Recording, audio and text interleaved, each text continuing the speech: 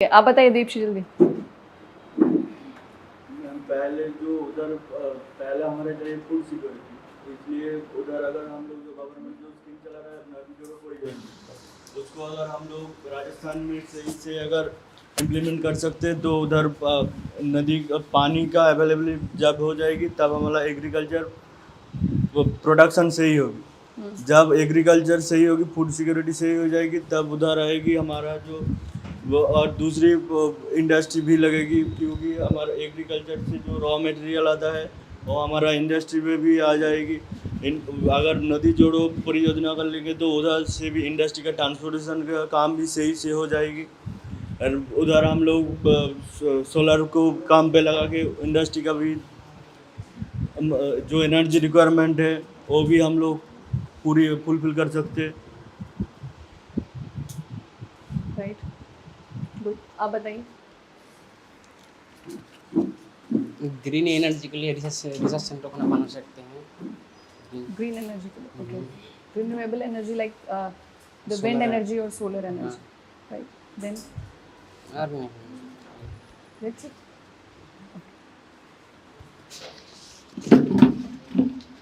Ma'am, Rajasthan की अर्थव्यवस्था के मुख्य रूप है पशुपालन, कृषि और पशुचारण है। गेहूं और जौ जैसी खेती यहाँ पर बड़ी क्षेत्रों में की जाती है। खेती बड़ी क्षेत्रों में की आप जाती अपने है। नोट्स में देखकर बताइए आराम से। नोट्स कॉपी अपने हाथ में ले लीजिए। मैम, कॉपी की जाती है जैसे कि दाल, गन्ना और तिलहर, कपास और तंबाकू। अच्छा, हाँ, फोन बंद करिए, फोन बंद। ओ, मुझे लगा पॉइंट्स कॉपी में लिखे हुए हैं। मैम लिखे आप लिखे हैं।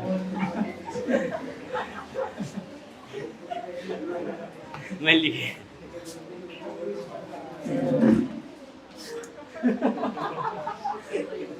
चलो अब बताओ, फोन बंद हो गया ना, अब Yes. बताइए।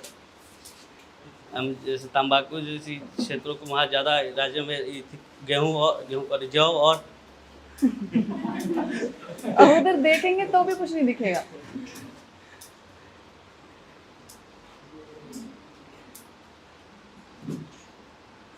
आप कहाँ से हैं? मैं बिहार से। मान लीजिए आपकी पोस्टिंग हो गई, आप आईएएस बन गए और आप राजस्थान में पहुंच गए और आपको भेज दिया जाए जैसलमेर, ठीक है, या वेस्टर्न राजस्थान में कोई भी जगह जो आपको अच्छी लगे, वहाँ आप पहुँच गए। अब ये सोच के अब आप बताइए कि अब आप वहाँ पे डेवलपमेंट कैसे करेंगे?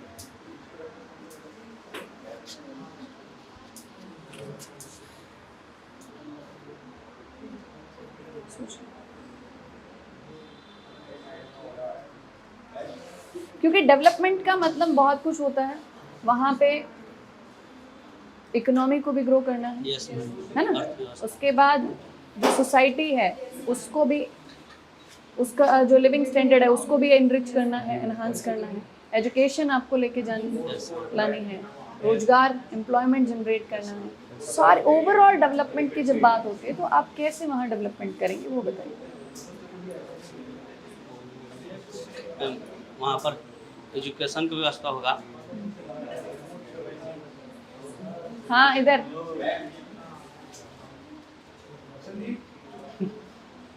एजुकेशन की व्यवस्था होगा और इंडस्ट्री लगेगी। नहीं, आप जाएंगे डेवलपमेंट करेंगे तो वहाँ पे होगा। Yes ma'am. आप डेवलपमेंट कैसे करेंगे, बात तो वही है। यही ना ना ना, मुझे पता है, बिहार की पूछूंगी तो बता दोगे। ठीक है, इसलिए बिहार की नहीं पूछ रही, इसलिए राजस्थान की पूछ रही हूँ, बताइए।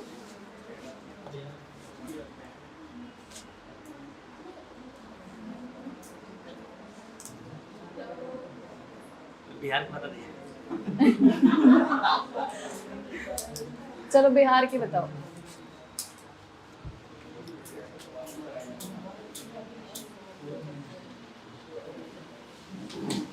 बिहार बता रहे हैं। वहाँ पर जाएंगे तो पहले तो मतलब मैम जो बेरोजगार रहेंगे उनको रोजगार देने का काम होगा। रोजगार कैसे देंगे? जैसे सोचिए, रोजगार या तो ऐसा है कि रोजगार है और हम ऐसे ऐसे बांट रहे हैं। हमें रोजगार जनरेट करना, रोजगार की ही कमी है, तो रोजगार देना मतलब रोजगार पहले जनरेट करना। Yes ma'am. तो रोजगार जनरेट कैसे करेंगे आप अपने एरिया के पहले ये देखिए किस तरीके के संसाधन है वहाँ पर, शिक्षा का क्या स्तर है, वहाँ जो लोग हैं उनकी मानसिकता का क्या स्तर, कैसे आप शिक्षा बढ़ाएंगे, कैसे मानसिकता में सुधार लाएंगे, कैसे नए ऐसे संसाधन लाएंगे आप कि रोजगार बन सके। रोजगार होगा तो लोग भी उनसे जुड़ जाएंगे, वो बताइए।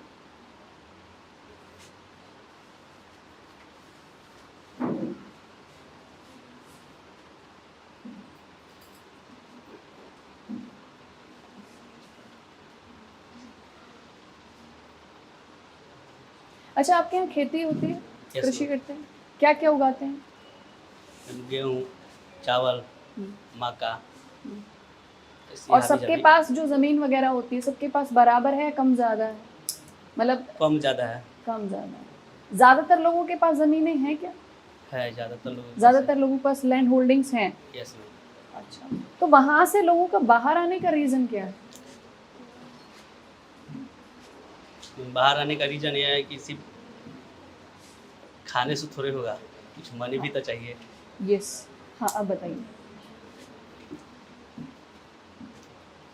मतलब ये कहना चाह रहे हो आप कि जितने वहाँ संसाधन हैं उतने संसाधनों से वहाँ की जो जनसंख्या है उसका सिर्फ पेट बढ़ सकता यस मैम। है ना? Yes, जीवन में ma'am. और अच्छा सुधार नहीं हो सकता। नहीं हो सकता है।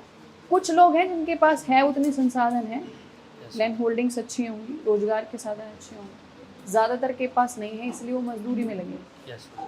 है ना? अब मजदूरी वहाँ पे क्या रेट मिलता है मजदूरों को पर डे? 300। 300। और महंगाई हर जगह वैसी है। Yes ma'am. अच्छा, और मैंने तो सुना है ये पटना वटना ये जितने भी ऐसे क्षेत्र हैं वो तो और ज़्यादा महंगे हैं।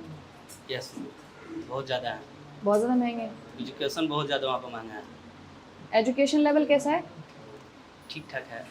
ठीक ठाक है। अब बताइए, अब आप क्या करेंगे वहाँ पे? किस तरीके से जनरेट करेंगे वहाँ पे रोजगार कि वहाँ के लोगों को बाहर नहीं निकलना पड़े, वहीं पे उनको रोजगार मिल जाए?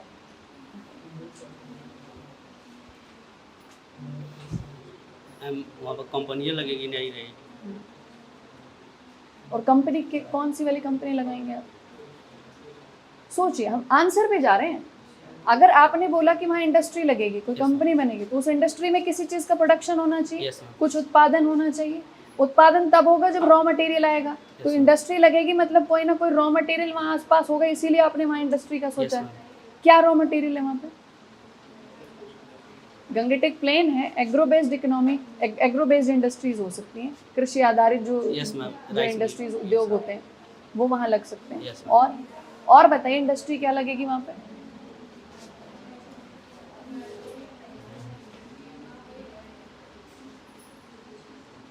हम कृषि से लग सकती है। ठीक है,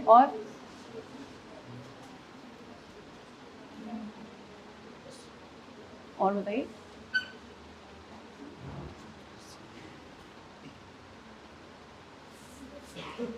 वहाँ के लोकल आर्ट के बारे में पता होगा आपको?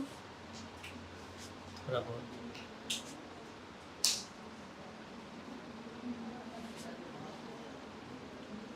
इन चीज़ों के बारे में सोचना शुरू करो, ठीक है? रीजन वाइज जब ज्योग्राफिकल कंडीशन आपको पता हो तो उसको इकोनॉमी से कनेक्ट करके देखो, उसको सोसाइटी से कनेक्ट करके देखो, ठीक है? चलो, समझ में है? इसका मतलब हम ये कह सकते हैं कि इंडिया में फिजियोग्राफिकली डिवीजन इतने ज़्यादा हैं, डाइवर्सिटी इतनी ज़्यादा है, जिसकी वजह से अलग अलग एरिया की अलग पहचान बन चुकी है। वो पहचान या तो भौगोलिक आधार पर बन गई है, मतलब उसकी ज्योग्राफिकल कंडीशन के हिसाब से बन गई है, या वहाँ पर रहने वाले लोगों की भाषा के हिसाब से बन गई है, वहाँ की संस्कृति के हिसाब से बन गई है ना? और इस अलग अलग पहचान के लिए हमने क्या कहा, ये क्षेत्र अलग, ये क्षेत्र अलग, ये क्षेत्र अलग, ये क्षेत्र अलग, मतलब क्षेत्रवाद यहाँ पे आ गया। ठीक है, अब जब हम किसी एक क्षेत्र का सोचते हैं तो हमें वहाँ की ज्योग्राफी, हिस्ट्री, इकोनॉमी सब समझ में आ जाती है और उस क्षेत्र में आप डेवलपमेंट करने के तरीके निकाल सकते हो, है ना।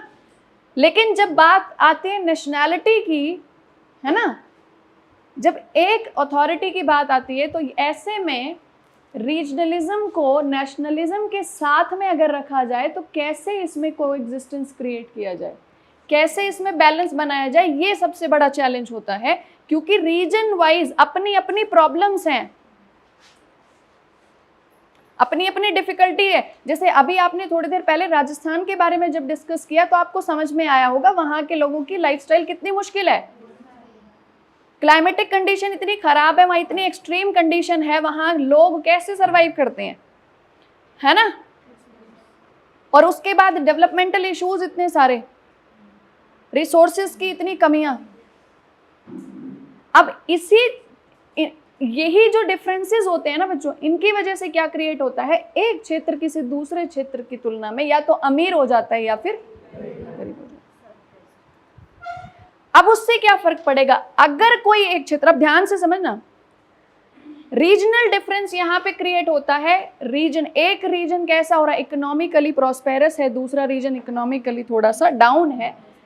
अब जो प्रॉस्पेरस होगा वहां से रेवेन्यू ज्यादा जा रहा होगा, ज्यादा रेवेन्यू जाएगा। जिसकी कंडीशन थोड़ी डाउन है वहां से रेवेन्यू जा रहा है क्या, रेवेन्यू जाने का मतलब क्या हो रहा है, टैक्स कैसे जाएगा, या तो इनकम से या कॉर्पोरेट टैक्स, है ना। तो जहां पे जहां पे एम्प्लॉयमेंट होगा, जहां इनकम होगी, जहां पे इंडस्ट्रीज होंगी, ठीक है, वहीं से तो टैक्सेस बहुत ज्यादा जाएंगे, है ना। जहाँ पे डेवलपमेंट होगी, जहाँ पे रोड होगा, ट्रांसपोर्टेशन होगा, वहीं पे टोल टैक्स होंगे, जहाँ इलेक्ट्रिसिटी होगी वहीं का बिल बनेगा। इसका मतलब रेवेन्यू कहाँ जनरेट हो रहा है, जहाँ डेवलपमेंट है वहां से रेवेन्यू जनरेट हो रहा है। और जो क्षेत्र, जो रीजन डाउन है, इकोनॉमिकली डाउन है, ध्यान समझना, आप बहुत ध्यान से सुना करो, क्योंकि जितना टाइम हो गया है क्लास लेते हुए उस हिसाब से डेवलपमेंट आपका जो प्रोग्रेस है वो थोड़ा स्लो है। आपके लिए बोल रही हूँ, आप ही के लिए बोल रही हूँ। हाँ, नाम बता दीजिए अपना। विशाल कुमार, ठीक है। तो आपको अपना क्लास में और ज़्यादा अटेंटिव रहोगे, और अगर मुझे क्लास में हेडफोन दिखाई दिया बिल्कुल भी बर्दाश्त नहीं किया जाएगा, ठीक है, क्योंकि मुझे समझ में आ गया कि क्लास में आप रहते हो, ध्यान आपका फ़ोन में रहता है, फ़ोन जब्त कर लूँगी। जो हेडफोन का जो कसूर है ना, उसकी पनिशमेंट फ़ोन पे निकलेगी, फ़ोन जब्त हो जाएगा, ठीक है। समझ में आ रहा है मुझे कौन कितना ध्यान दे रहा है यहाँ पे, ठीक है। तो जब ये रीजनल डिफरेंसेस क्रिएट होते हैं इकोनॉमी की वजह से, तो जो गरीब स्टेट रह जाता है, देखो एक हो गया कैसा स्टेट, डेवलप्ड, दूसरे स्टेट को क्या कहा गया, गरीब स्टेट। अब वो रेवेन्यू दे नहीं सकता, उसकी अपनी डिमांड्स हैं। वो क्या कहता है कि हमें डेवलपमेंट के लिए सरकार ज्यादा बजट दे, है ना, हमें डेवलपमेंट करने के लिए सरकार ज्यादा बजट दे। और जब ये सवाल उठता है कि हमें डेवलपमेंट के लिए ज्यादा बजट दिया जाए, और तो वो कहते हैं क्यों, क्योंकि हम स्पेशल स्टेट्स हैं, हम स्पेशल स्टेट्स। इसलिए क्योंकि इंडिया में रीजनल डिफरेंसेस बहुत ज़्यादा हैं, इसलिए अलग अलग रीजन में अलग अलग इकोनॉमिक कंडीशन है। कुछ रीजन ऐसे हैं जो अनडेवलप्ड हैं, जो पिछड़े हुए हैं, उनको और ज़्यादा आगे लाने के लिए, डेवलपमेंट करने के लिए गवर्नमेंट ने क्या किया, उनको स्पेशल स्टेट का दर्जा दे दिया, विशेष राज्य का दर्जा दे दिया, उनको एक स्टेटस दे दिया, स्पेशल स्टेट्स। अब स्पेशल स्टेट्स का दर्जा मिलते ही, स्टेटस मिलते ही क्या होगा, अब गवर्नमेंट का जब बजट डिसाइड होता है तो उनको एक्स्ट्रा बजट दिया जाता है, उनको रियायतें बहुत ज़्यादा दी जाती हैं, उनको बजट ज़्यादा अलोकेट किया जाता है, ठीक है। अब बजट ज़्यादा अलोकेट हो गया, रियायतें मिल गई, इसका मतलब क्या, अब आप डेवलपमेंट करो, अब आप डेवलपमेंट करो। लेकिन उसके बावजूद भी क्या होता है, वो रीजन क्योंकि अपनी एक ऐसी पहचान बना चुका होता है स्पेशल स्टेट की कि हमें तो सरकार से मदद की ज़रूरत है, हमें मदद की ज़रूरत है। तो इससे क्या होता है, अब देखो कॉन्फ्लिक्ट क्या क्रिएट होगा। जो टैक्स दे रहा है, जो रीजन रेवेन्यू दे रहा है, वो क्या कहेगा, रेवेन्यू अगर हम दे रहे हैं तो डेवलपमेंट भी यही करो। क्या बोलेंगे वो, if we are paying taxes so development should be there only. मतलब यहां का पैसा आप कहां दे रहे हो, किसी स्पेशल स्टेट में।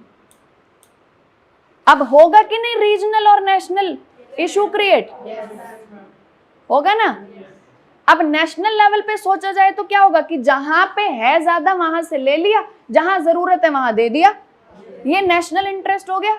और रीजनल इंटरेस्ट क्या कहता है कि यहाँ पे डेवलपमेंट है, हमने कमा के टैक्स दिया, यहाँ और डेवलपमेंट करो, हम और कमा के हम और टैक्सेस देंगे। तो ये जब डिफरेंसेस इतने ज्यादा होते हैं तो जो इशू क्रिएट होते हैं वो सिर्फ क्लाइमेटिक इशू नहीं होते, वो सिर्फ इकोनॉमिक सोशल कल्चरल इशू नहीं होते, वो पॉलिटिकल इशू होते हैं। वो फिर और भी बड़े स्केल पे उन इशूज से पूरी राजनीति चलती है, पूरी पॉलिटिक्स चलती है उनसे। अब उससे और क्या होता है, इंटरनल सिक्योरिटी का इशू क्रिएट होता है। वहां सेंटर और स्टेट के कॉन्फ्लिक्ट्स क्रिएट होते हैं। अगर कॉन्फ्लिक्ट देखो, सेंटर और स्टेट का कॉन्फ्लिक्ट कैसे क्रिएट हो, ये चीजें पॉइंट लिख लेना।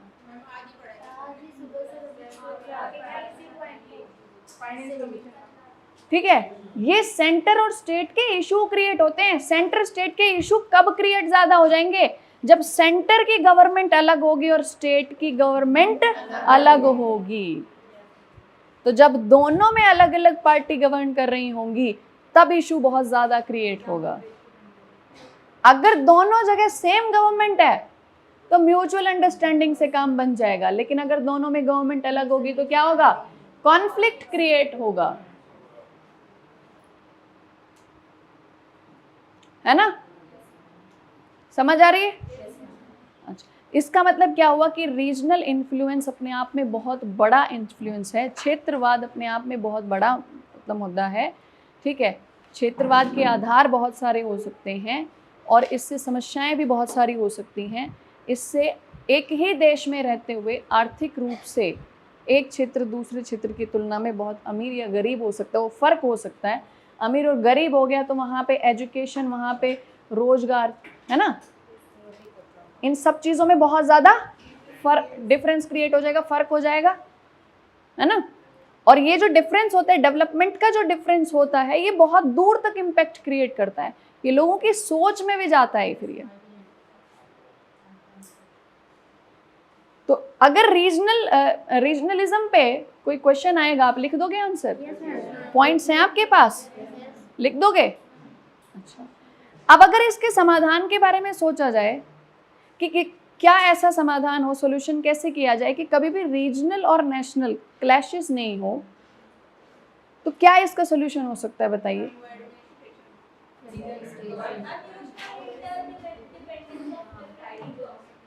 लाइक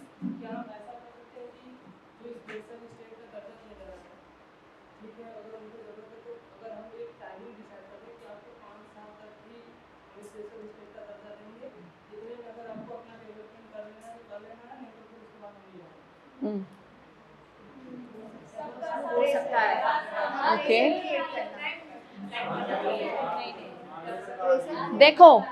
देखो ऐसा नहीं है कि जब ये स्पेशल स्टेट का दर्जा दिया गया उसके बाद से लेके आज तक चाहते तो हो नहीं, ये डेवलपमेंट नहीं होता, ऐसा नहीं है। इसके लिए पॉलिटिकल विल बहुत ज़रूरी होती है, राजनीतिक इच्छा शक्ति बहुत बड़ा रोल प्ले करती है इसमें। ठीक है, और हर समस्या का समाधान हो सकता है। अगर बजट वहाँ पे ज़्यादा दिया जा रहा है तो इसीलिए दिया जा रहा है ताकि वहाँ पे डेवलपमेंट हो, लेकिन फिर भी लंबे समय से अगर वहाँ पे अगर एजुकेशन अभी भी मतलब डाउन है, अगर हेल्थ रिलेटेड फैसिलिटीज़ वहाँ पे नहीं है, लोगों को इलाज कराने के लिए बिहार से, यूपी से, वेस्ट बंगाल से, यहाँ से लोगों को दिल्ली आना पड़ रहा है अगर ट्रीटमेंट कराने के लिए, तो समझ सकते हो कि वहाँ पे जो स्पेशल स्टेट के दर्जे से जो एक्स्ट्रा बजट जा रहा है वो कहाँ लग रहा है। ठीक है, उसके बाद वहाँ के जो लोकल्स हैं उनके और गवर्नमेंट के बीच में कॉन्फ्लिक्ट क्रिएट होना शुरू हो जाता है, एंटी गवर्नमेंट सेंटिमेंट्स डेवलप होने शुरू हो जाते हैं।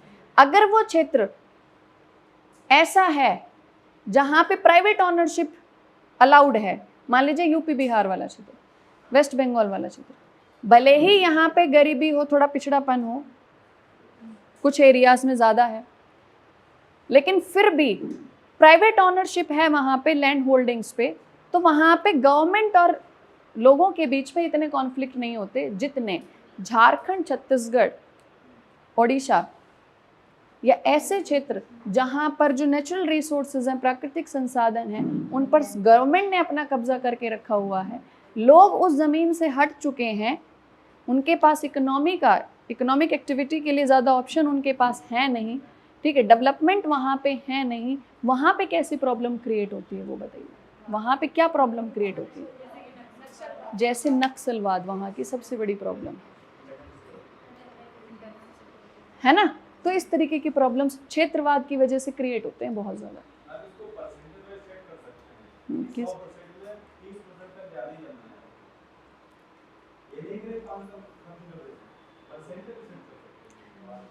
मैंने हाँ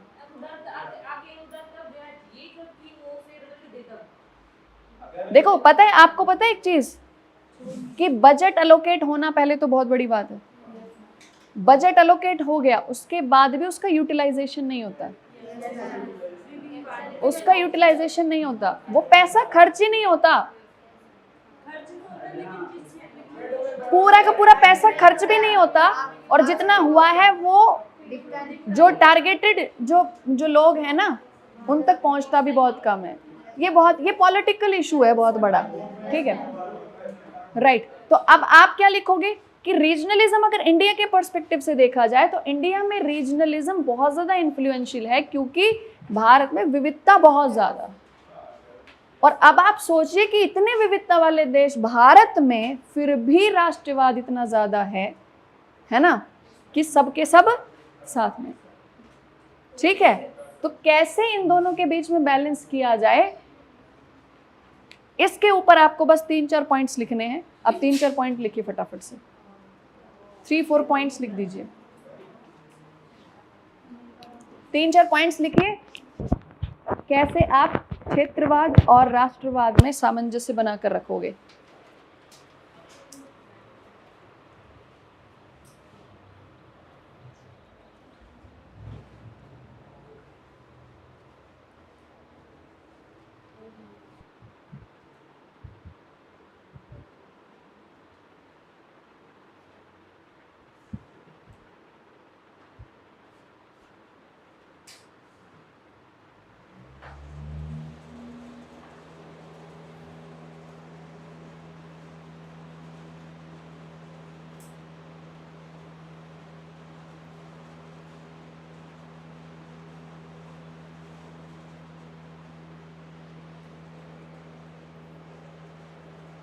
जल्दी से बताइए, फिर मैंने एक टास्क डिसाइड कर लिया आप लोगों के लिए, बहुत अच्छा, बहुत इंटरेस्टिंग।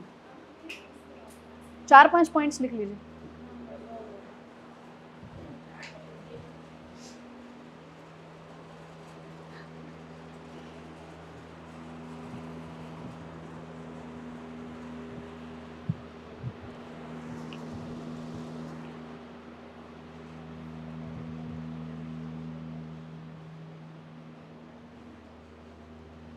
आपस में बातचीत करके नहीं, ये राज्य और केंद्र का मामला है, इसका मतलब ये थोड़ी सलाह करोगे। लिखिए, आप अपने पॉइंट लिखेंगे, फोन नहीं देखेंगे। हाँ,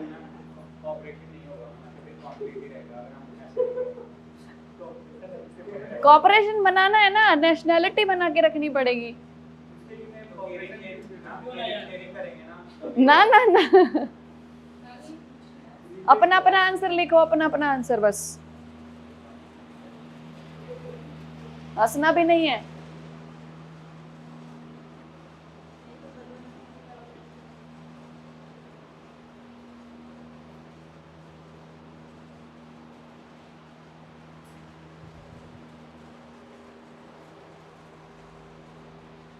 पेन बंद कैसे हो गया?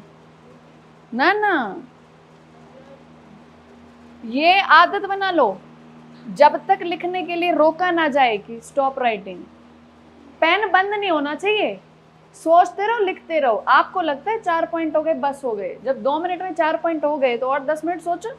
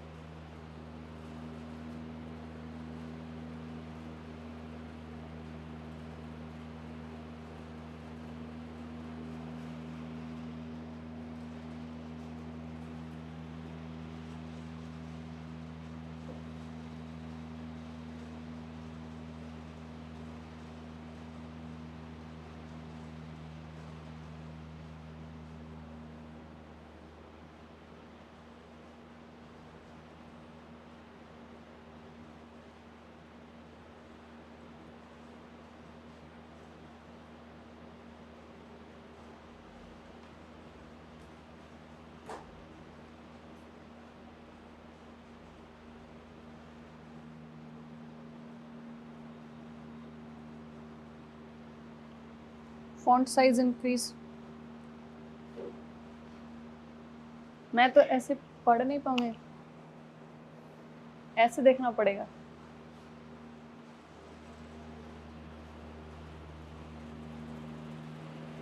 आप ऐसा लिख इसलिए रहे हैं ताकि कोई पढ़ ना पाए, ताकि साइड वाले कॉपी नहीं कर पाए।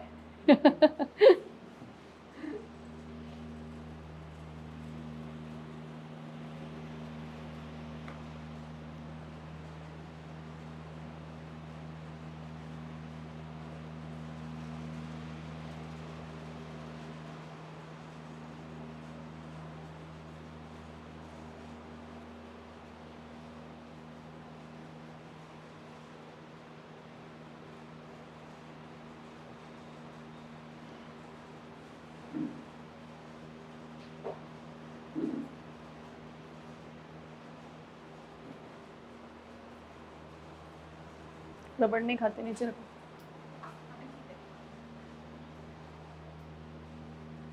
लिख ले, सोचते रहो और लिखते रहो।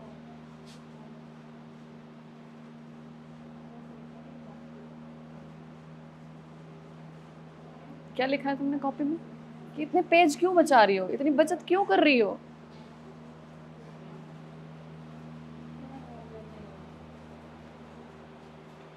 गुड।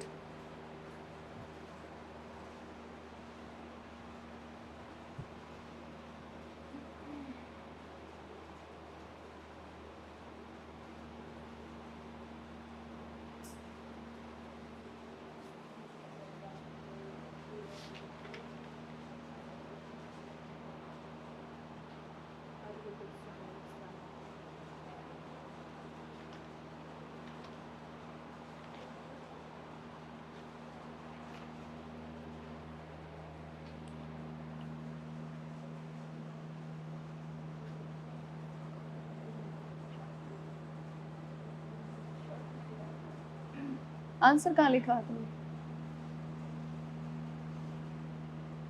और छोटे छोटे लिख लो। और राइटिंग बड़ी छोटी है।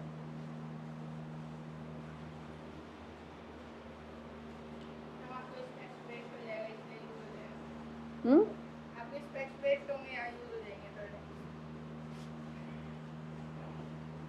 इतनी फिक्र कर रही हो मेरी? इतनी मत करो। मेरा तो ठीक है, चेक नहीं कर पाएगा इवेल्युएटर, इतने छोटे छोटे लिखोगे तो।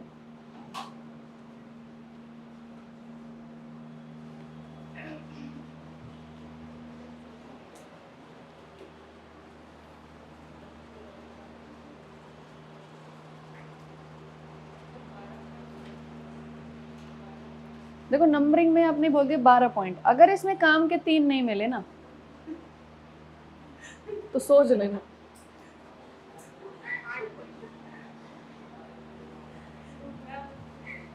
ये मतलब ही नहीं है कितने ज्यादा पॉइंट लिख रहे हो, कितने काम के पॉइंट लिख रहे हो, मुझे वो देखना है। और अभी मैं सबकी कॉपियां धीरे धीरे चेक कर रही हूँ, मैं यही देख रही हूँ कौन क्या काम की बात लिख रहा है। कोई भावनाओं में बह के बस बड़ी बड़ी बातें लिख रहे हैं।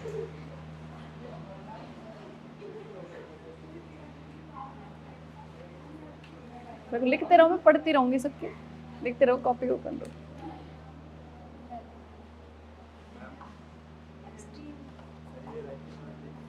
हाँ ठीक है, हाँ समझ, पढ़ने का मन करता है पढ़ देख के।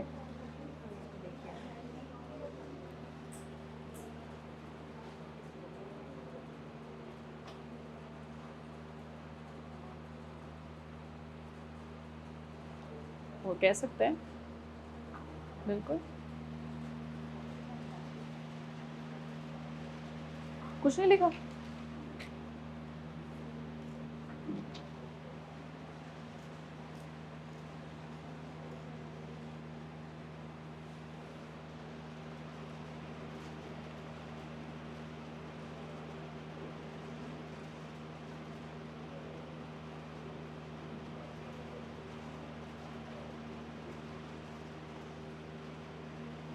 गुड, अच्छे पॉइंट लिख रखे हैं।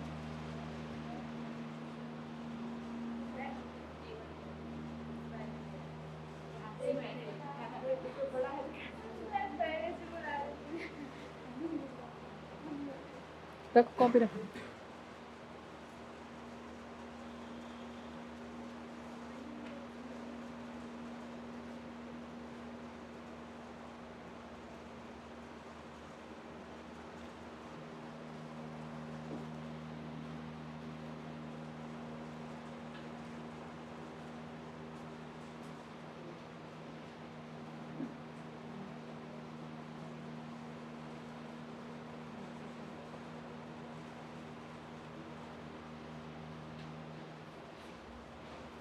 प्रमोद कहीं कुआं खोद के फिर पानी लाएगा क्या?